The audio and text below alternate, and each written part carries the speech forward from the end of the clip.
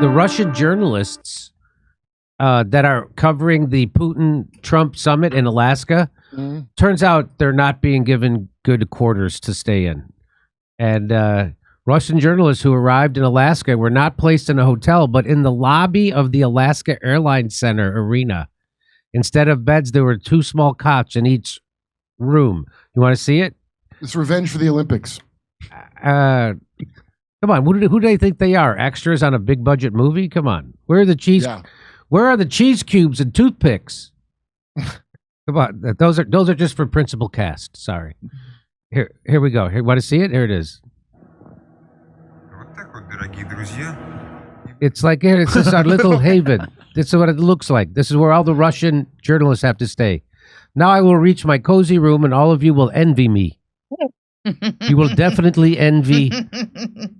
There it is. Here is the luxury placement of journalists of the Kremlin pool. Look, I even organized a small locker for myself. There's my neighbor from RT. This is our place. Yep, that's their place. So that's where they're staying. So that's it. I mean, I stayed in a band house in Anchorage when I played there last time, and I wish I hadn't. They don't have a lot of good accommodations in. No, they don't. That's the problem. So people don't realize that.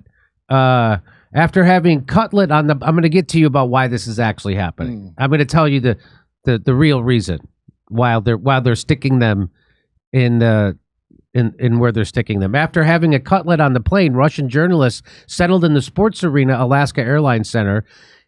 Inside, there are sleeping places behind screens, a canteen, and signs in Russian. So here's more. But look, you can go get food there. Is there a farting section? Well, how does this work? It's all of there. So here's the real problem. So by the way, I think it's important that you lock up your snacks. Yeah, Russians? You got to lock. They like snacks, these people. Yeah, you don't want the Russians learning the secrets of how to keep a sandwich fresh for several weeks on a cooler shelf. Yeah. What if they throw it at a cop? You think of that? And as bad as this looks, still nicer than the accommodations I used to get when I started out doing comedy. I know. Still nicer. There were guys who worked on submarines that would see where I stayed as a comedian. They go, "How do you live like that?" So this is the real problem. Anchorage is a city of under 300,000 people. We have about 10,000 illegal immigrants in the entire state. They aren't taking up the hotel rooms. Our main immigrants are Russians here legally who earn a living and pay their own way. This isn't a New York or California or 500,000 plus population. Take those factors into consideration and add the fact that most hotel rooms have been booked since January for what is peak Alaskan tourist fishing season, which is right now.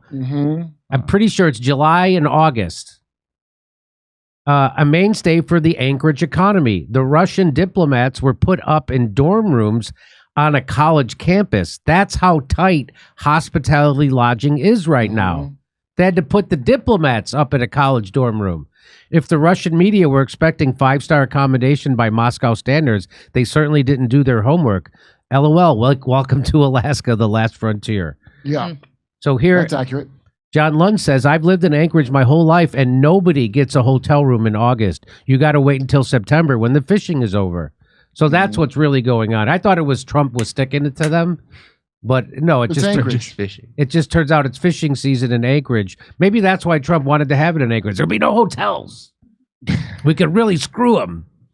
Fishing season plus all the Western journalists that came earlier took all the hotel rooms. So there's just no hotel. Here's a Russian journalist. He explains his accommodations. Let's listen. During my career, I have visited many places and spent the night in many places. But here, right now in Alaska, this is something. Not even for me. Now, even for me, at first I thought it was a joke. But we were told that because of the meeting of the presidents and because it is very popular tourist season, all the hotels in Anchorage are booked. So now I will show you where journalists from Russia were accommodated. and they placed us in. There it is. Ooh, that's the nicest place in town. Local stadium. Let's see what's inside.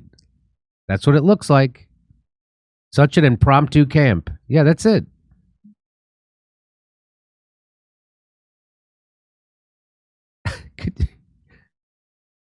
Yep, they find themselves, they're lucky. Some of the, and these are some kind that I don't even know what to call them.